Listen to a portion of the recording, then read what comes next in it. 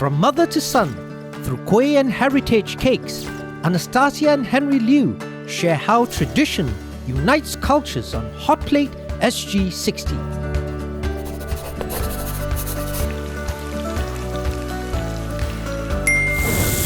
Anastasia, Henry, welcome to HOTPLATE SG60. Thank you so much. Thank you so much. First, I must compliment Anastasia. She looks so lovely.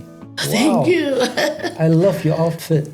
Thank you. This is a traditional kebaya from somewhere? Singaporean kebaya. Oh, lovely, lovely. Peranakan, kebaya. Yes. I'm a chef myself, so I'm very particular about my kueh. In Singapore, the only stall I will ever eat kueh from is your stall.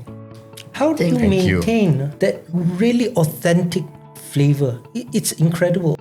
From the start, when we make the kueh, we use the natural ingredient like the fresh coconut, a fresh pandan. That is very important. And then how you mix it, the taste good and the texture also good. That is, you have to try and then try again, then make it perfect. So I believe that what we use, that is very important. The ingredient we use. I agree with you. But if you're making one small batch for one small stall, I get it. But you got 40 over shops in Singapore. How do you do it? I mean, usually when people expand, right? Yeah. The standard, as they say, jatuh standard already, right? No. We don't actually use processed coconut milk. Yeah. We actually use fresh coconuts. And so we bring it to our central kitchen. It's grated there. And then we squeeze it and we use it within half an hour. Same thing with the pandan. So we actually also use about 400 kg of pandan every day. And no essences, right? No, we just use the pandan. We shred it and then we squeeze it for the fresh pandan juice. So, I mean, even though we are making for 41 outlets, I think the difference is that we are still making it as if we are doing it for one store or for at home. That's why we have to monitor it very closely. Yeah. What our helper help, they must follow the recipe, the right recipe. We have to develop the good recipe for them to do it. A lot of our kueh still we use handmade kueh. Yeah. Even though we have the central kitchen, but still we do it. Use the hand to do it. Yeah, some of them we can use the machine, but some of the kueh, normally a lot of the kueh still handmade. I love to eat two types. One is ondeh. Yeah. Yes. The other one is lemper udang. That's my favorite. Lemper udang. Not easy to make. Yes. Right? Yes. Ondeh, most of the time, Yeah. the balance is off. It's too much flour or the sugar already coagulated. Yes. But yours is like, So, even though we make about 9 to 10,000 ondeh every day, each one is hand rolled. So again, we have to use good ingredients, right? So the sugar that we use is gula Java. Actually, we use the palm sugar from Indonesia, and we use really good quality because you cannot bluff it. You taste it. The filling is just the gula Java, right? And so if it's not good, when you bite it, there's this burst of exactly flavor that goes into your... Yeah, exactly. So I tell you honestly, the best thing is still hot ondeh, warm ondeh to me. I tell you. And also the texture of the rest, the batter lah. The batter. Yeah, the batter must be good also. But even more difficult than ondeh, I think is lemper udang because a badly made one is like eating rice, just glutinous rice. Right? It's like what am I eating? Right? The one also we make it must balance. also properly. handmade one by one. Yeah. Wrap the dried shrimp. the shrimp. You have to use the hand to do it. Wow. One spoon to put it.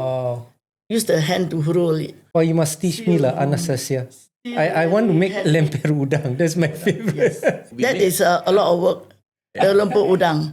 So we cannot produce so much. Sometimes not enough for the customer. Sometimes. That's why it tastes so good. Yes. Yeah. It's made You have from to clean scratch. the banana leaf. Yes. We have to wash. We have to cut. That is a lot of work. Yeah. Really. We also make the dried shrimp filling from scratch. So that means we actually do it. We will fry it with the garlic, the chili, and everything. It's all done in-house. It's not as if we get it from somewhere else and then we actually fry everything. The rice is done in-house. Everything is done in-house. Again, with fresh pandan, fresh coconut milk. Amazing. So that's why the taste. I feel that's why it tastes still. I mean, I like to feel that it still tastes homemade. You're as passionate as your mom. You're even more passionate than your mom. I love food. No, I love food. I love food very much. So I love kueh, I love lemper, I love savouries, I love sweets. And the thing is, I think from young, because she cooked at home, right? And then you have a certain standard, right, of the food. You learn to be discerning. Your palate is, trained from young.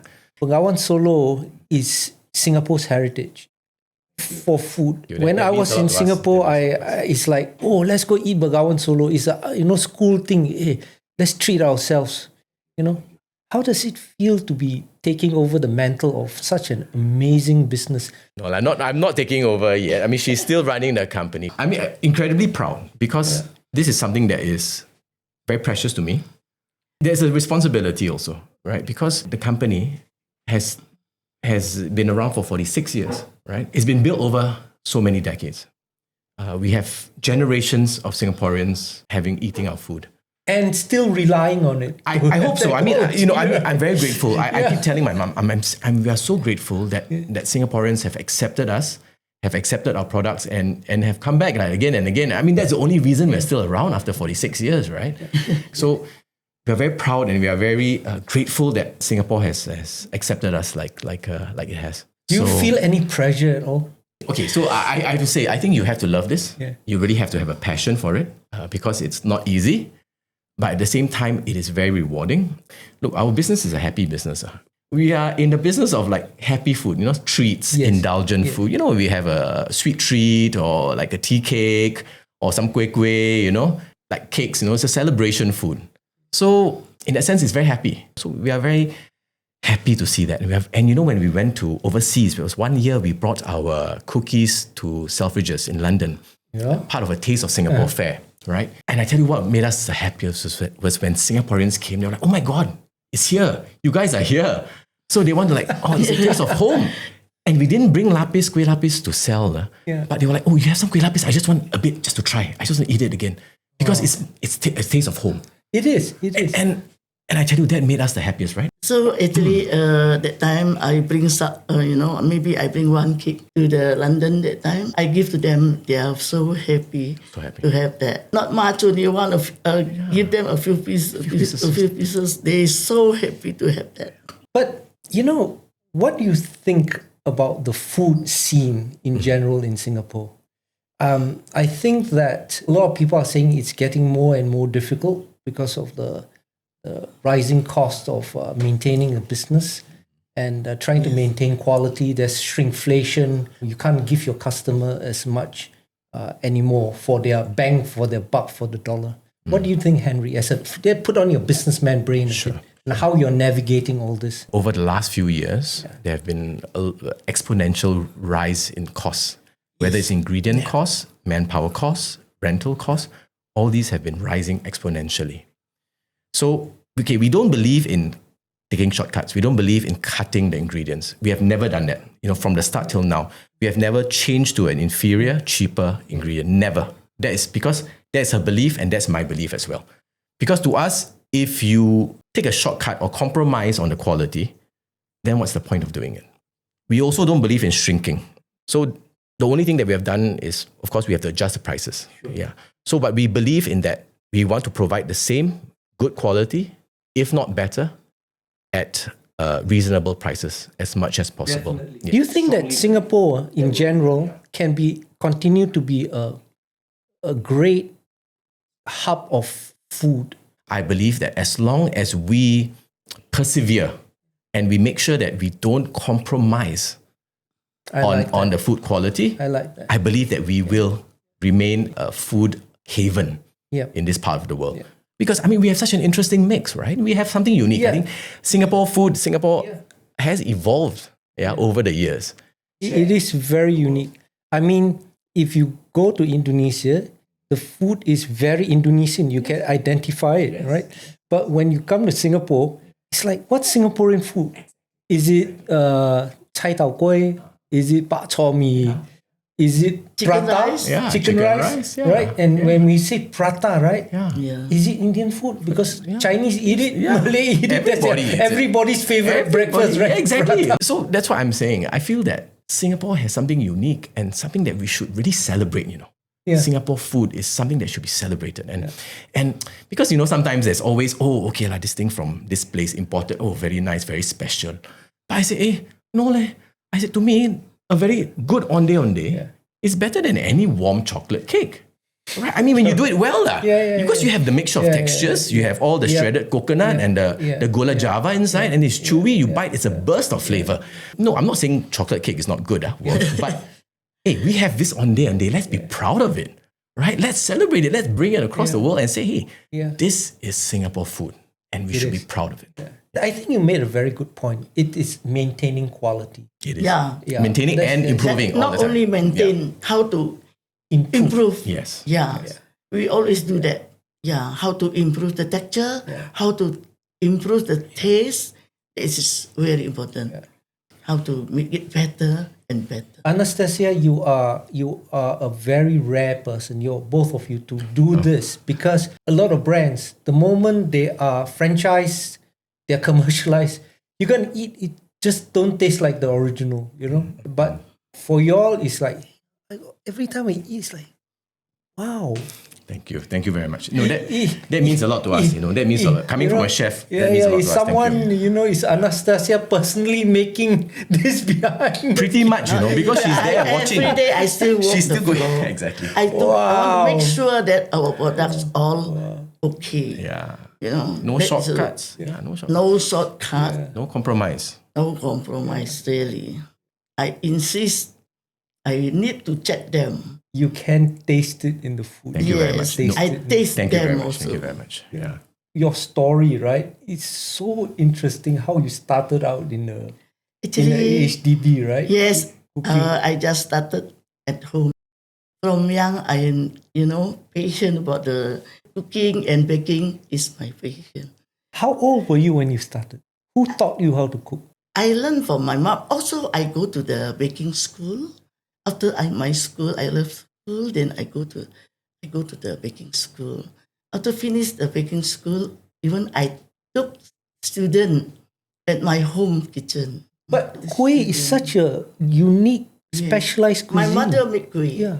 I always watch my mother how to make the kueh. I always, in the kitchen. I love to be in the kitchen. I do not know why. Since I was very young. But there's so many types of kueh. yeah, and they all got actually, different techniques. Actually, Yes. some of them I learned from my auntie, Oh. from my uncle wife, like Gado Gado. I heard you're making Gado Gado today, right? Yeah. You must try my Gado Gado. But today is a little bit hot. It's okay. Pedas I can take, don't worry. Yeah. This is the opening of the first store. And this is your family, is it? Your My friend. Yeah, your friends and family. Yes, Yeah. my cousin. This is my first shop. Only one showcase with a few items of cake. Wow, you're so beautiful. Look at that. Your mom's gorgeous. Yeah, she is. I need the place to make my cake to supply to the supermarket that time. So after that, my business so busy. So I stopped supply to the supermarket. Then I just sell in my shop. Nowadays, if the supermarket wants to take your product, you say, well, thank you. Thank you, right? Yeah. But this one you can see, just a few items only at that time, right? When she started, only kueh lapis, pandan chiffon, marble cakes. So after our first store in Marine Terrace, we had a very good article that came out in 1983 or 1982. 1983. I think. 1982. Yes. Right? That has helped me a lot. Yeah. Helped my business a lot. Yeah. A lot of people then came to our store over there, right? From all over From all Singapore. over the whole island. Time. But a lot of my customers say that, wow, too far your shop. Why not you open one in Town, town? So that's why I consider to open second shop in town. That time I opened second shop at the center point. Yeah, at the center. Yeah. And in Singapore, the power of word of mouth is incredible. Because, I came here to do my JC from Malaysia. And Okay. my friends said, hey, let me take you to this place to eat kueh. They took me to Bengawan Solo. So after that, it's like our hangout, right? So after school, we just, 2-3 times a week we'll go and buy the kueh. It became like a regular way of life for a lot of students, and the word of mouth spread, and this memory stays with me. So this was the opening of our first central kitchen, 1987. This was Mr. Osman Wok. Osman Wok. Yeah. Oh, okay. Yeah. He was our guest of honor. This is Peng Liang, is it? Yeah, Dr. E Peng Liang. Dr. Peng Liang. I give the donation to them. Community chest, right? Yeah, to the community chest. Yeah. This is our flagship store. Our flagship store in Changi, Jewel Changi Airport. So this is our biggest store. This store is over 1,000 square feet. We just thought this would be a great way to showcase our brand to Singapore. To visitors to Singapore. So you get a lot of thoroughfare at the airport, and Yes.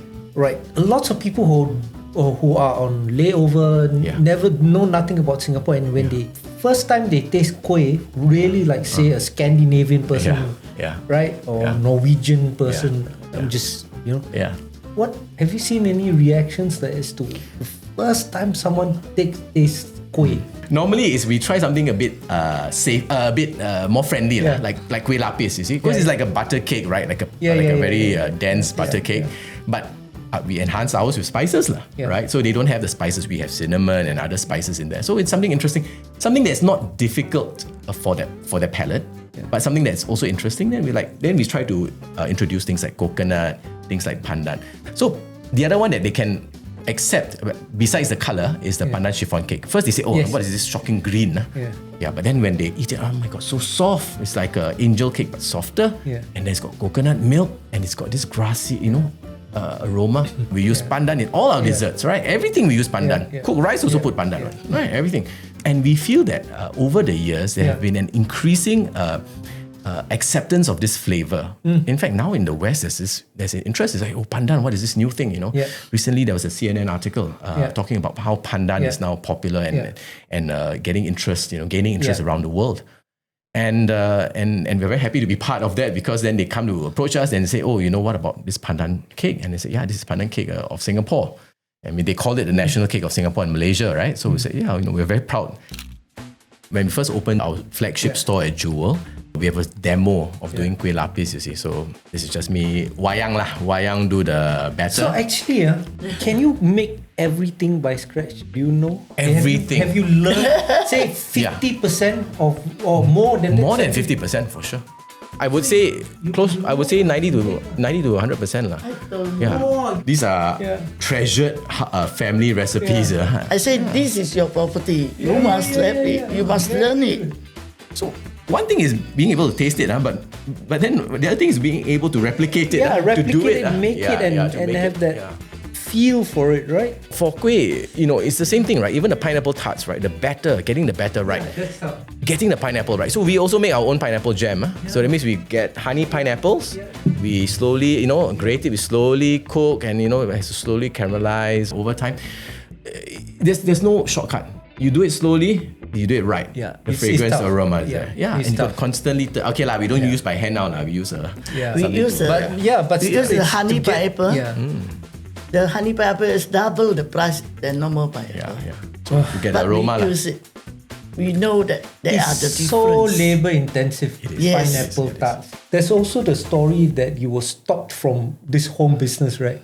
Yeah. But if you fast forward till today, you wouldn't have any problem, because everybody, the laws have changed, right? Yes, you can do it at home now. Everybody is doing a home business. I would like to really thank Singapore for providing a good environment for me to build my business. I really to the Singapore, the government, the people of Singapore, to accept me and my cake.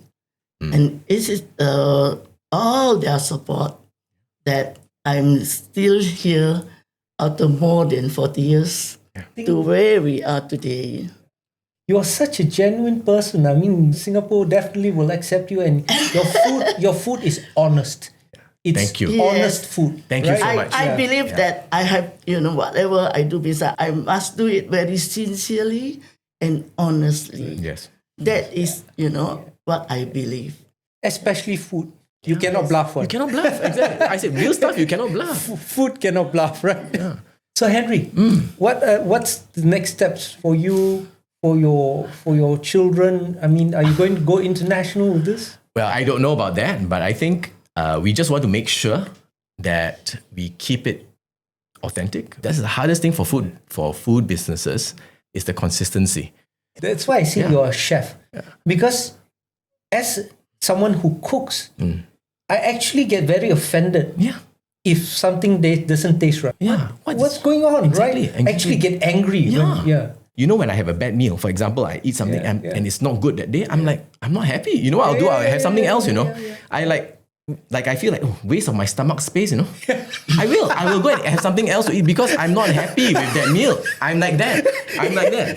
It's a very Singaporean answer. It's true. That's why you are Singaporean. Singaporean, true and true. Born and bred Singaporean, Yeah. I think I can speak on behalf of Singapore that Singapore loves both of you and very grateful that you started this amazing heritage business. Thank you so much. Thank you so much. Thank you so much. Thank you so much for saying that. Now, I'm looking forward to helping you make the Gado Gado. Okay. Maybe I will steal your secret recipe. I'll be watching very closely. And Actually, the sauce already ready. okay. So Singapore style, right? The boss on top, double padlock his room, make the sauce. Make the sauce already lah. The secret is in the sauce, right? Yeah. No lah. Because there's a lot of work. That one must be done beforehand. Otherwise cannot. That one. Can you imagine doing the sauce here? Grind the peanuts, all that. Oh, susah lah. My Gado Gado quite popular. For my friend, they all love my Gado Gado. I'm sure. From back then, when she was young, till now, she is at home in the kitchen. When she is in the kitchen, when she's cooking, you can see she is happy. It's like her therapy for her, It's cathartic for her. Right? She's in her element, and it seems to be cathartic. When she's stressed, she go and cook. And then the food is amazing, right? Because I've been eating it since I was young. So whether it's the Gado Gado, lucky me, it's true, lucky me. Whether it's Gado Gado or we have this, she does this Chinese New Year dish, mee goreng, but this Chinese New Year dish of pork and chicken, hong bak. Hong bak, a lot of time, a lot of work that one. It's amazing the flavor. Yeah. Pork belly takes a lot of work. Yeah. And also you have to do the gravy, spice. That spice, the gravy. The onion, the garlic. Oh, that one. That one is so good. Yeah. That one I only eat once a year because she only makes it during Chinese New Year. First, the pork and chicken. Yes. You have to boil it. Yeah. You have to fry it. Yes. And then you have to prepare the all the onion and garlic. All the rempah. All the rempah. So that one also nice. you have to cook it slowly. Use the charcoal. Yes. Yeah, you must use the charcoal. She uses wow. charcoal at home. Yeah. Cook the soup also use charcoal. I have pictures. Your mom is authentic, man. It's the smokiness lah. That's why I say I'm very serious about my food. So not just kueh and cakes for food. She's really. I'm sure. Okay, I'm really hungry. Let's prepare the Gado Gado. Gado Gado was brought to Singapore by Javanese and Betawi migrants. It rose from humble fare to a regional favourite symbolising unity in diversity. What ingredients do you have here? We have this, the gravy, is the peanut, chili, and then belacan, and udang kering. Okay. Heavy, right? Udang kering. Yeah. Cool. Heavy, okay. So we have the sugar, gula melaka. Yes. And also the cuka. Vinegar, right? Vinegar, yes. And then there's some lime, bukan lemau, itu apa? Jeruk kunci. Jeruk kunci. Okay. Yeah. Okay. This we have the vegetable is cabbage, daun selada, tauge, kacang panjang, timun. Then egg at the topping is potato and eggs. Okay, so salad leaves, bean sprouts, Yes. long beans, Yes. cucumber, cabbage, Yeah, cabbage. hard-boiled eggs, and what's that? Potato. Potato. Yes. Okay. And this is what? Potato also. Potato. Potato. Yeah, potato. Potato. Two types of potatoes. Yes. Okay, cool. We put the cabbage Okay. and then the lemon. And then The long beans. Taugeh.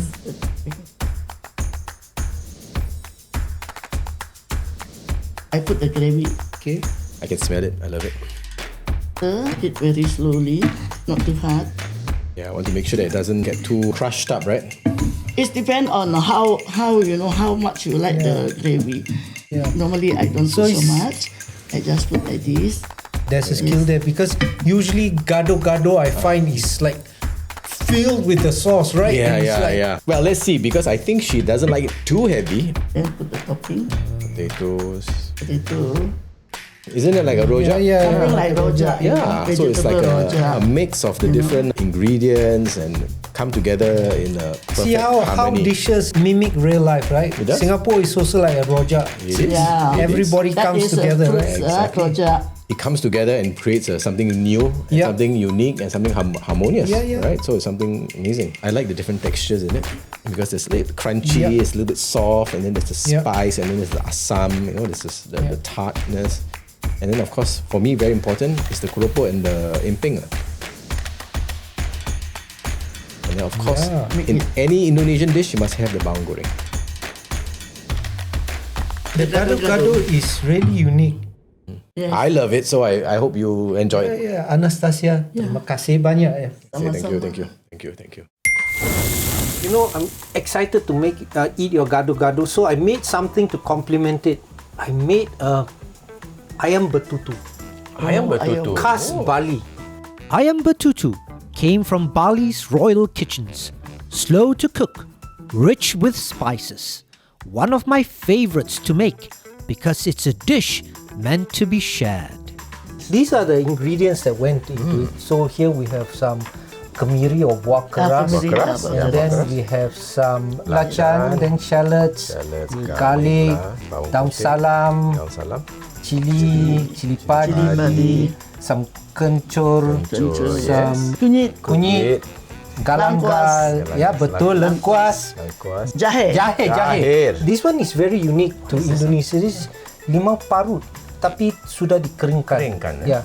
Then this is buah pala. Buah pala. ya, Betul. ya. Then this one cabai rawit that has been dried out, and then black pepper, Yalah. sesame seeds, sea salt. This is coriander. This is what they call. It's a form of Indonesian dried ginger.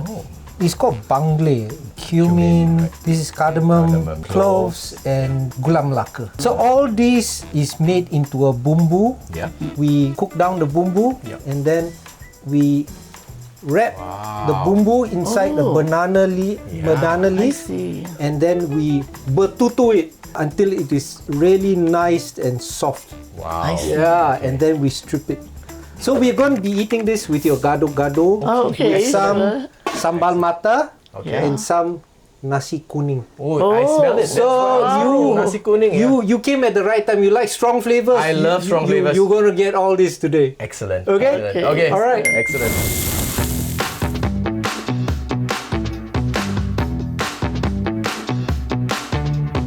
Anastasia, Henry, jemput makan. Okay. makan.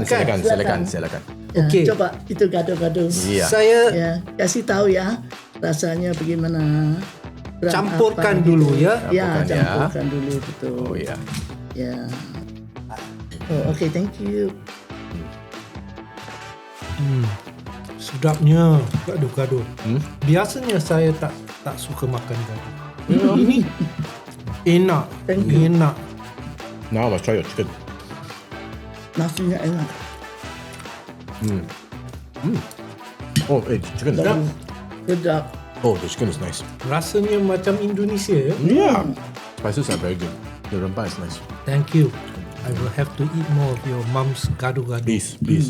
I really think this is amazing gado-gado. I You like really it? don't eat Yeah. gado-gado. You don't eat With gado-gado. the kerupuk. Yeah, eat a good Yeah, keropok. with the Then- keropok. And your mom has balanced the flavors so well.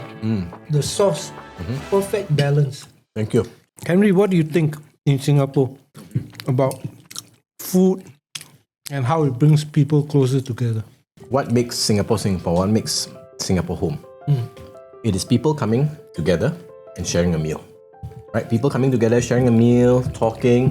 That to me is what home is, what a country is, what a nation is, right? Yeah. It is people sharing common food, common taste, common interest, and then just being able to talk. And the Gado Gado is a mix, right? We are a mix of different races, religions, and I think it's beautiful that you can come together and create something unique, something beautiful, something harmonious.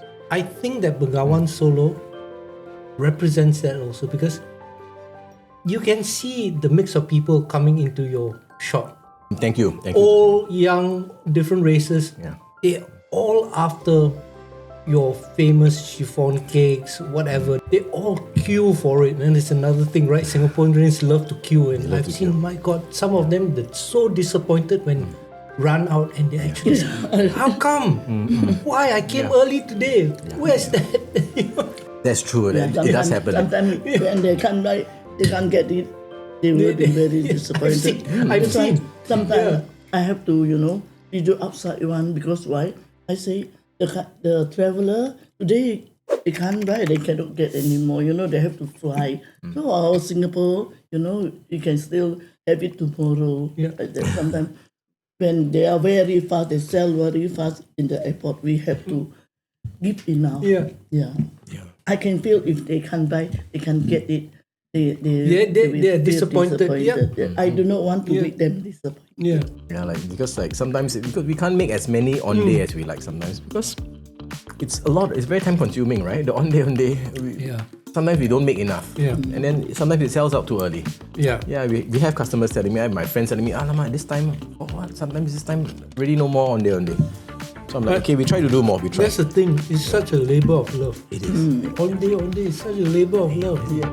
We savoured Gado Gado, Ayam betutu, and stories in every Kueh. Flavours we treasure, moments even more. I'm Chris Choo, and this is HOTPLATE SG60. Watch more sweet stories.